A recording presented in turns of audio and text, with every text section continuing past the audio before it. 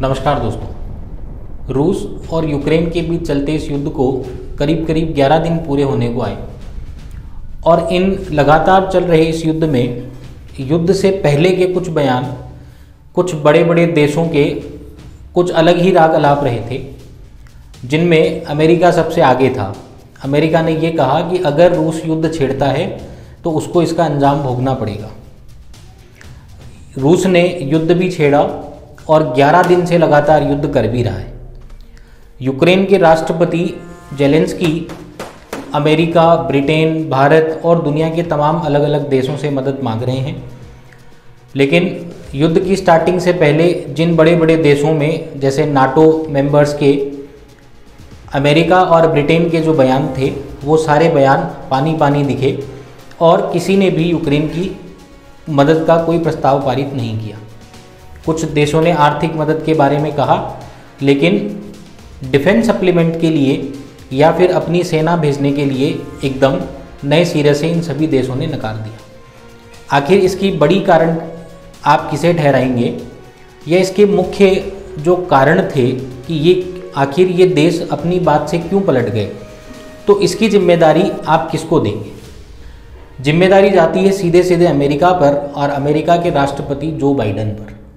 Joe Biden की लोकप्रियता America में धीरे धीरे घटती जा रही है और अमेरिका, जहां तक आप सब जानते हैं कि इस पूरी दुनिया में जितने भी बड़े युद्ध लड़े गए, उन बड़े युद्ध को लड़ने में जो चिंगारी का काम किया वो अमेरिका ने किया। आज भी यही हुआ।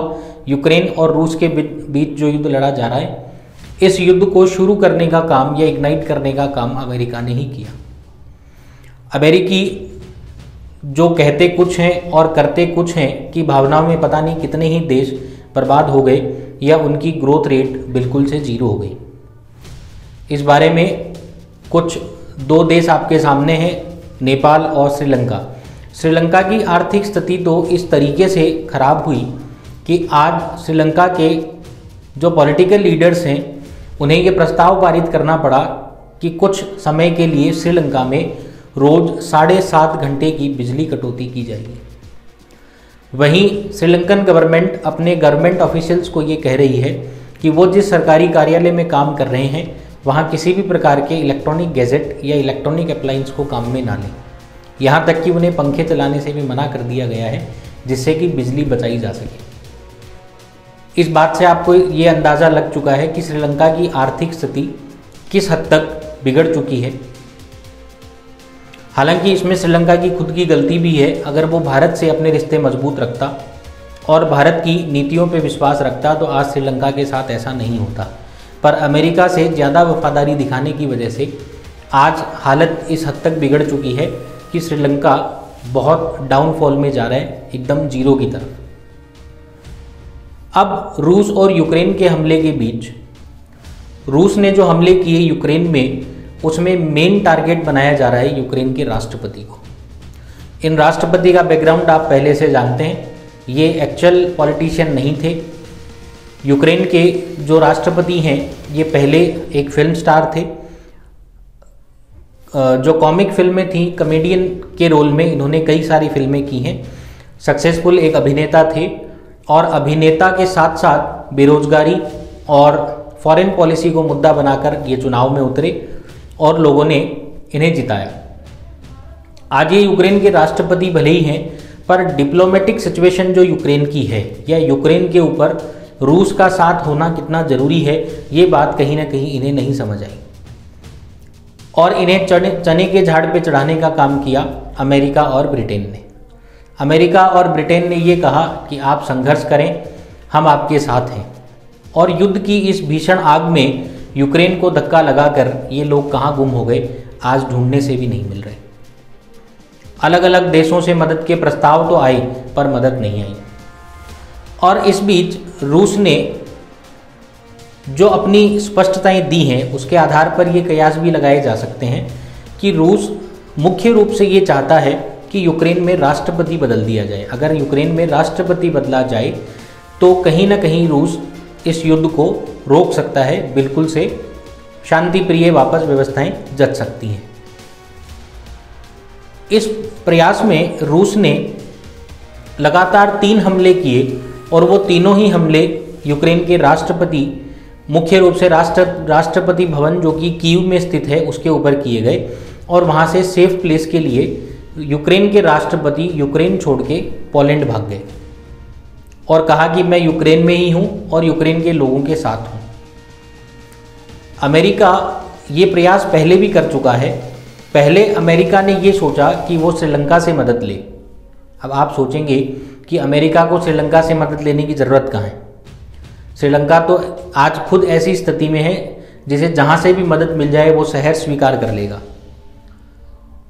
श्रीलंका से मदद लेने के पीछे अमेरिका का मुख्य कारण ये था कि अमेरिका और रूस के बीच इतना डिस्टेंस है कि वहाँ से जो फाइटर प्लेन उड़ते हैं वो रूस तक एक फ्लाइट में नहीं जा सकते, उन्हें बीच में कहीं लैंड करना पड़ेगा।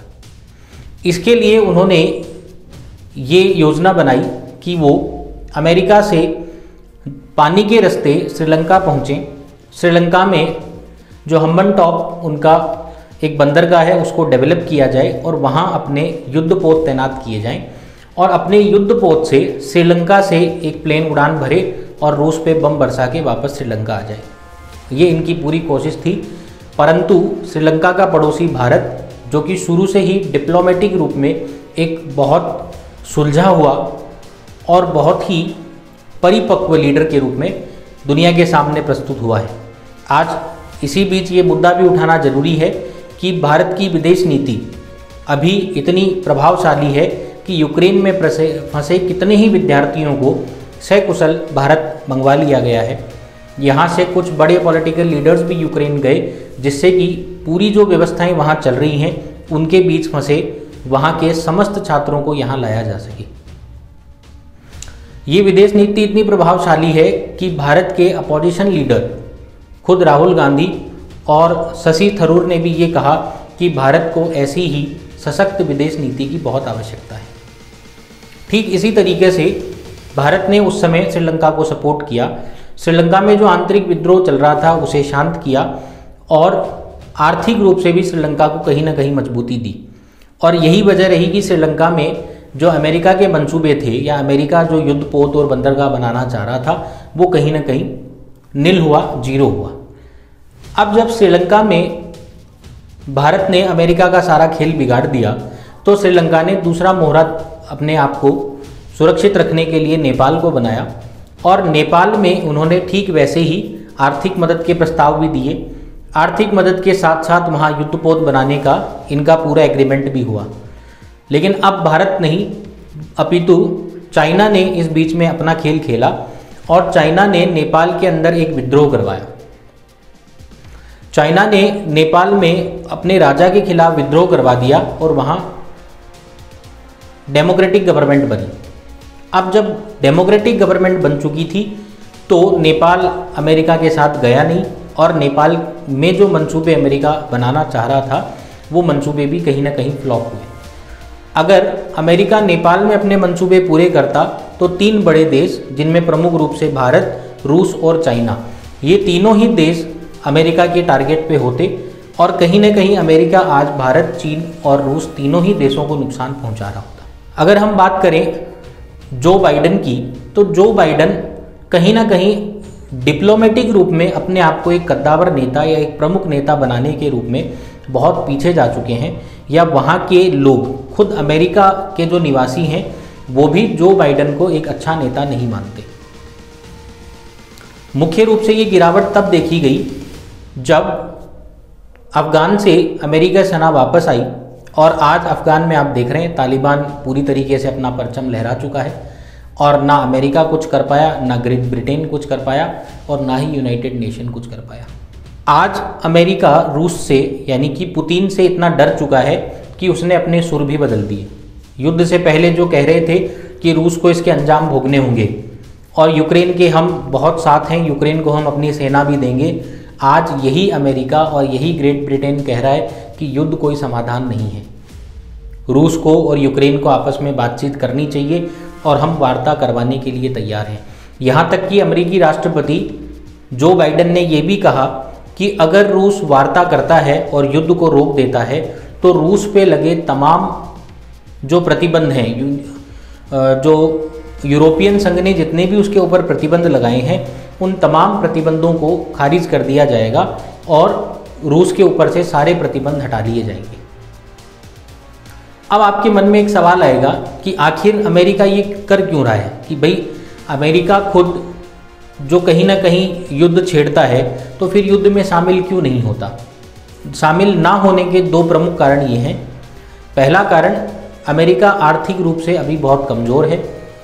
दूसरा कारण, अमेरिका में लीडरशिप के मायने बदल चुके हैं।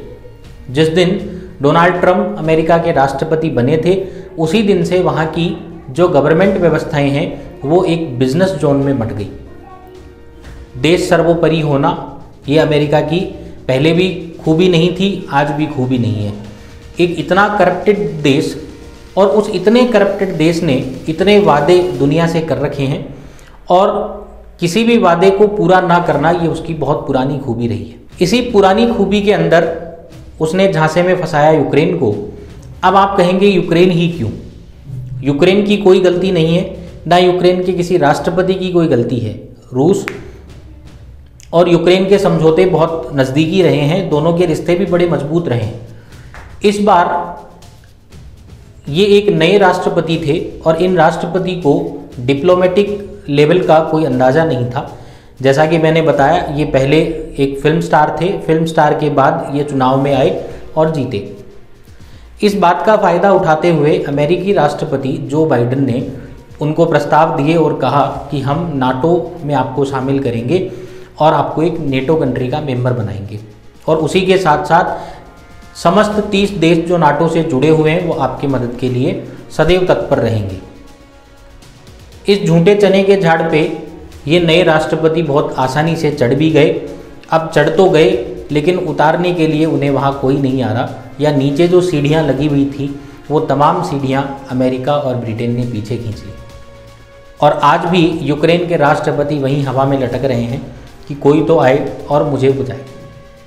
अब बचाने के लिए वो चाह रहे हैं कि भारत पहल करे, परंतु भारत डिप्लोमेटिक स्तर पे बहुत मजबूत है और उसे पता है कि वो रूस के विरोध में नहीं जा सकता। उसे ये भी पता है कि अगर वो रूस के विरोध में गया तो इसके भावी परिणाम कुछ और ज़्यादा देखने को मिल सकते हैं, जिसमें कि चाइना और अमेरिका प्रमुख हैं। और आगे आने वाले इस बड़े खतरे को टालने के लिए आज भारत यूएन में भी रूस के विरोध में नहीं गया और उसने रूस के खिलाफ वोटिंग ही नहीं की। आज अमेरिका ये कह रहा है कि हम यूक्रेन की किसी भी हद से सैनिक सहायता नहीं कर सकते, या अमेरिकी सेना और ब्रिटेन की सेना यूक्रेन का साथ ही नहीं देगी। ये अमेरिका के बदलते हुए सुर का एक परिणाम है। अब आप ये कहेंगे कि अगर अमेरिका ये युद्ध करवाना चाह रहा है तो फिर अमेरिका बार बार ये राग क्यों अलाप रहा है कि शांति रखी जाए, शांति रखी जाए। ये एक छलावा है इंटरनेशनल मीडिया में अपनी छवि सुधारने का, जिससे लोग कहेंगे कि देखो कितना अच्छा आदमी है जो दो लड़ते हुए लोगों को आपस में सुलह करने की बात कह रहा हो। परंतु ये खुद सुलह नहीं चाहता, इसके पीछे अमेरिका के कुछ व्यापारिक फ़ायदे हैं। सबसे बड़े अगर फ़ायदे की बात करें तो डॉलर की वैल्यू जो इंटरनेशनल मार्केट में कम होती जा रही है, ये डॉलर की वैल्यू बढ़ेगी। पिछले कुछ दिनों में ही ये वैल्यू बढ़ चुकी है। अब अगर सभी देश आपस में लड़ेंगे, ये एक बहुत बड़ा उदाहरण है सभी छोटे देशों के लिए और सभी बड़े देशों के लिए भी। जैसे रूस एक बड़ा देश है और यूक्रेन के ऊपर आज वो इतनी बर्बरता दिखा रहा है, तो ठीक वैसे ही सभी तमाम छोटे देश जो हैं, जैसे भारत की बात करें तो भारत के पास श्रीलंका और नेपाल जैसी छोटी कंट्रीज हैं, बांग्लादेश है, ये खुद डरेंगे। अगर डरेंगे तो इन्हें क्या करना पड़ेगा? इन्हें डिफेंस सप्लीमेंट की ज़रूरत होगी, और वो डिफेंस सप्लीमेंट अभी रूस से नहीं मिल सकते क्योंकि रूस खुद युद्ध लड़ रहा है। अगर रूस खुद युद्ध लड़ रहा है तो इन्हें फिर हथियार मिलेंगे कहाँ से? तो इन्हें हथियार बेचने का काम भी कौन करेगा? अमेरिका। यूरोपियन देश में पहले ही अमेरिका अपनी होल्ड बहुत बड़ी बना चुका है, और साथ साथ ही जो प्राकृतिक गैसेज हैं, मिनरल्स हैं, एलपीजी है, इन सब का बहुत बड़ा निर्यातक अमेरिका विश्व मार्केट में देखने को मिलेगा। इसका ताज़ा सबूत ये है कि पिछले 11 दिन से युद्ध चल रहा है और अमेरिका ने इन 11 दिनों में अपने यहाँ प्राकृतिक गैस के जो भंडार थे, या अपने देश में प्राकृतिक गैसों का जो प्रोडक्शन है, जो स्टोरेज है, उसे दोगुना कर दिया है। यानी वो खुद चाहता है कि इंटरनेशनल मार्केट में उसकी ऐसी होल्ड बने कि आर्थिक रूप से जिस घाटे में वो अभी चल रहा है वो घाटा जल्दी से जल्दी पूरा हो और अमेरिका वाकई में एक विश्व शक्ति के रूप में फिर उभर के आए। ये बात रूस भी जानता है, इसलिए रूस के ऊपर लगाए गए तमाम प्रतिबंधों का रूस ने एक ही जवाब दिया कि हर वो देश जो रूस पे प्रतिबंध लगा रहा है वो कहीं ना कहीं रूस को युद्ध की चुनौती दे रहा है। आज केवल एक चाइना की बात करें या चाइना को अलग रख दें तो दुनिया के तमाम देश आज इस स्थिति में है नहीं कि वो रूस का मुकाबला कर सके। अगर पुतिन चाहते कि उन्हें यूक्रेन को बर्बाद करना है तो युद्ध 11 दिन नहीं चलता और बहुत जल्दी 2-3 दिन के अंदर अगर उन्हें न्यूक्लियर अटैक करना होता या उनके पास और कई साधन हैं। अगर सैनिक डिप्लोमेसी की बात करें तो भी क्वांटिटेटिवली यूक्रेन के पास 2.5 लाख सैनिक हैं और रूस के पास करीब करीब 10.5 लाख सैनिक हैं। अगर केवल तलवार या भालों से भी युद्ध लड़े जाते तो भी रूस जीत जाता, पर वो इस मकसद से युद्ध नहीं लड़ रहा। उसका मेन मकसद यही है कि यहाँ ये जो अनडिप्लोमेटिक प्रेसिडेंट बैठा है, जो किसी की कठपुतली बना हुआ है, उसे यहाँ से निकाल फेंका जाए और किसी दूसरे कैंडिडेट को यहाँ प्रेसिडेंट बनाया जाए, जिससे कि रूस और यूक्रेन की वापस जो पॉलिटिकल विचारधाराएं हैं वो मिल सकें और दोनों एक साथ अपने संबंध को मजबूती दे सकें। धन्यवाद।